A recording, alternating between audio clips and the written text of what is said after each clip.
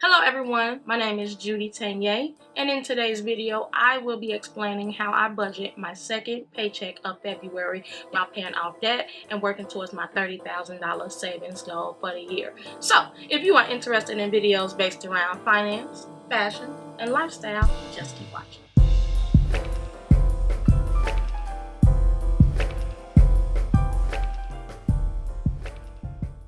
Hello everyone, if you are new here, welcome, and if you are a returning subscriber, welcome back. Now if you're not subscribed to my channel, why not?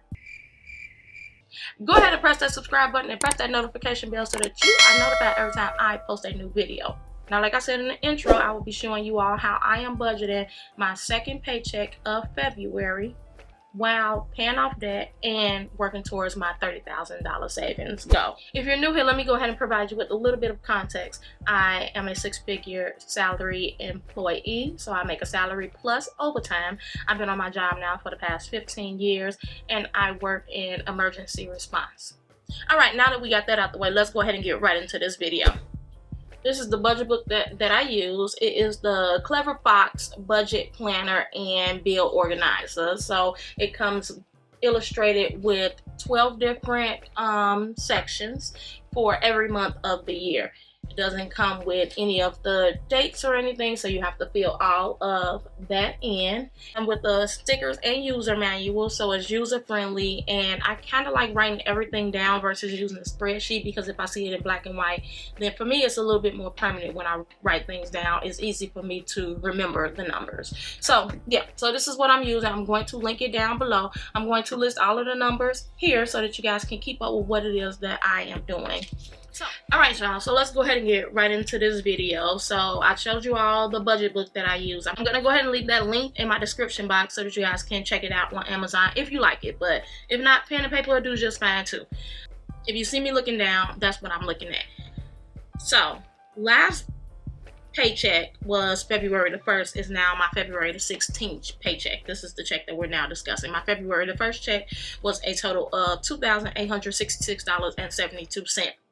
In that last video, I told y'all we out here, we grinding. I am on a grind to get these bills paid off, or to get this debt paid off.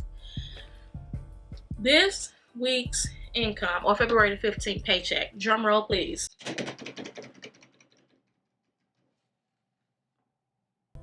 $4,785.88. Y'all, I was out here, man, I went back to work with a plan, and my plan was to work as much overtime as I possibly could, not necessarily tiring myself out, but at the same time making sure I bring in as much income that I possibly can so we can go ahead and get these bills paid off. Now again, I am a salary employee. Now with my overtime at time and a half rate, I make $75.27. Double time, I make $100.36 an hour, and then at double time and a half, I make $125.45. So March 1st check, we should be looking forward to a nice size check as well, because I work the holiday. So that's what my double time and a half kick in at. But with all of my overtime combined plus my regular salary, post my deductions, because again, I am investing as far as my retirement and my pension is concerned, and I max all of those numbers out. So my retirement, well, my pension, my job calculate those numbers because they match whatever I invest as far as pension is concerned. But my retirement account, because this year I think they changed the numbers, I'm maxing it out. I'll leave whatever the 2026 numbers or the 2026 numbers are, but my max out amount is $1,050 per paycheck. So that's what I have going in pre-taxed, and this here was the remainder. So let's go ahead and get into the numbers. All righty, so we're gonna go with bills first. Comcast was $85.50. Last month, my bill was $83 and I think 45 cents or something like that. And I know you all are probably thinking it's only $2 and some change. But at the end of the day, those companies, they tend to kind of creep up on you. You'll think you're paying one amount, and then they'll start taking off those promotions. Next thing you know, your bill done blew up. So I need to call them, find out why my bill have increased, and we need to work out something to get it back to what I expected, because my expectation was not to pay $85.50. I covered a Hulu bill. It was $110.24, and that was expected. those are the only 2 bills that I had to cover for this pay period. Now, notice what I'm saying as far as my bills is concerned. If you guys noticed something last week and you're noticing something this week, my husband take care of all of our necessities, all of the utilities, all of our living expenses. My husband cover those. I only cover some bills. I help out as far as the bills is concerned, but most of my check is used towards our investments and savings. So that's why I budget this stuff, and then when we go over our budget as far as the bills and everything is concerned, that's a totally different check because that comes out of my husband's check. They gave us a total of $195.74, leaves us with a balance of $4,590.14. Let's go on to needs. Groceries, I usually budget about between $400 and $450. For these 2 weeks, I'm going to go on the higher end of things because I like to over budget versus under budget. If I have something left over, cool, we'll put that in savings or we'll use that towards next month.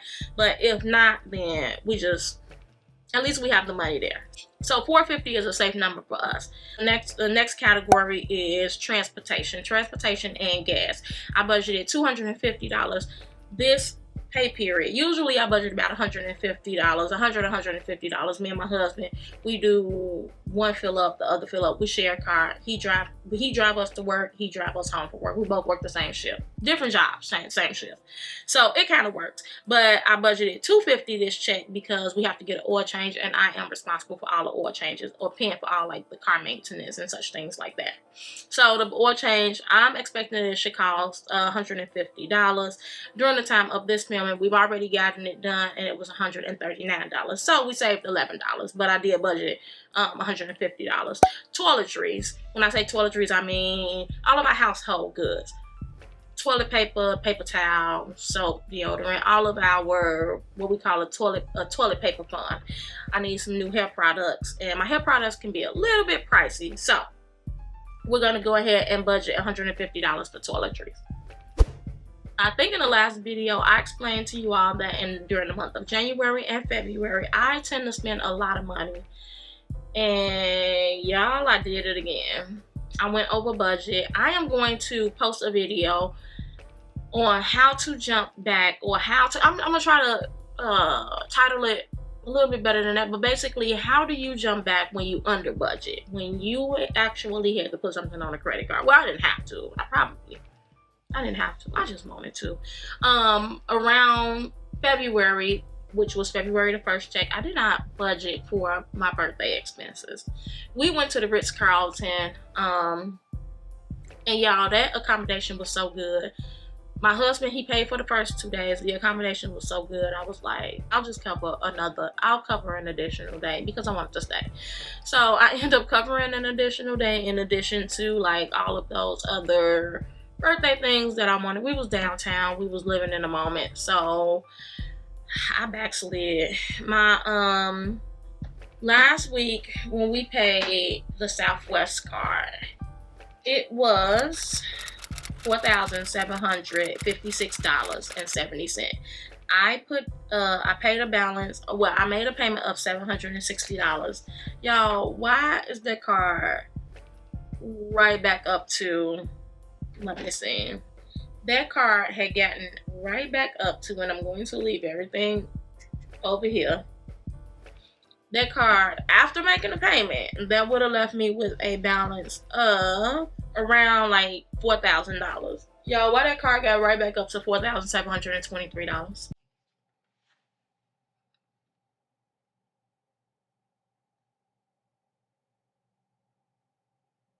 So the $760 payment that I made went towards what? Spending yet again. And that's why I said I'm posting these videos so that we all can understand that we make mistakes. And in order for you to change your finances, you have to change your mindset. And it's for me, it's easier to swipe. So it got back up to $4,723. Luckily, we did make enough money. So what we are going to do is make a payment of, drum roll please, $3,000. That should bring us down to $1,723. During the time of this filming, I realized that we rented a car back in December, if I'm not mistaken. We had some car issues. We had to rent a car. The rental car company charged us $119 for some type of ticket that we got. And we're like, wait a minute, how did the total come out to $119? So after our investigation, we then found out that it was because we never parked on the street. So it was a parking garage, and we end up putting in our license plate to our vehicle that we own versus the rental car. So since we didn't pay to get in or out of the parking garage, they charged the rental company, and in essence the rental company then charged us. So after deducting the 100, we called them, fixed everything, they removed the charge. That leaves a remaining balance of $1,604, which is we have come a long way. Now mind you, at the beginning of January there was a balance of almost $5,000. We're in a great place. We only owe them a balance of $1,604, which is incredible. And y'all, since then I removed that card from my wallet, and we're not using that card anymore. And then we also are going to make a payment to Best Buy, and that's going to be an amount of $200. Now remember, I told y'all last week, Best Buy, that is a no interest credit card. So I don't have any interest on that card until they don't start charging interest until like January of 2027, June or January of 2027, something like that. I'll be done paying that card off. The remaining balance currently on that card is $1,141. That's after making the $200 payment. So that's what we're going to pay as far as our debt is concerned. We are aggressively taking care of that Southwest card, the Chase Southwest card, only because they have the highest interest rate. So I'm doing the snowball method, and then they have the highest amount on that card. That's our biggest debt. So we want to go ahead and get that one taken care of. Everything that is occurring interest, we need to be aggressive. All right. So now, our miscellaneous accounts. So now, since we have our debt taken care of, that's going to leave us with a remaining balance of $540. My husband wants this pair of sneakers. His birthday is April the 25th. I'm going to go ahead and set aside money to buy them. They released on, I think, February the 13th or the 14th or something like that. I'm gonna go ahead and buy them. So I'm gonna set aside $250. And then I have a coworker's birthday that's coming up. She always give me, my son, my husband, everybody something for Christmas. So I'm going to set aside $50 for her, a birthday gift. That is a total of $300 that leave us with a balance, after everything is said and done, $240. That is a great buffer. I'm going to go ahead and leave that in my checking account just in case I have anything that comes up. And you all, that is my breakdown. What have we learned? I keep telling y'all, it's not about how much you make. If you have more going out than what you have left over, then guess what? You're still broke. If you are on a smaller income than what I have, you can make it work. Like, money is power, and it's only as powerful as you allocate it to be. I mean, you assign every single dollar. You tell your money what to do. And to be honest with you, your 9 to 5 should be used to fund your 5 to 9. We are trying to retire. We're trying to get up out of these jobs at an early age. We're not trying to work forever. So that is going to officially bring us to the end of this video. If you have not yet to subscribe, that's fine. If you haven't seen anything you like so far, but at least press the notification bell so that you can follow me along this journey, and leave a comment. Let me know what you all are doing to make your way towards those savings goals. I know everybody at the top of the year set aside some type of goal, some type of savings goal. Let me know what that is, and let me know if I missed anything. I mean, help me, y'all. I'm not here to just help y'all. Help me. Give me some advice. Let me know what I can do. If you see that I'm doing something wrong, let me know. If you can provide me with some tips, let me know. I am here to accept all of the good energy. If you missed my first check of February budgeting, go back. You can check it out here, and meet me back here next week for a new video. Until then, guys, be safe and be blessed.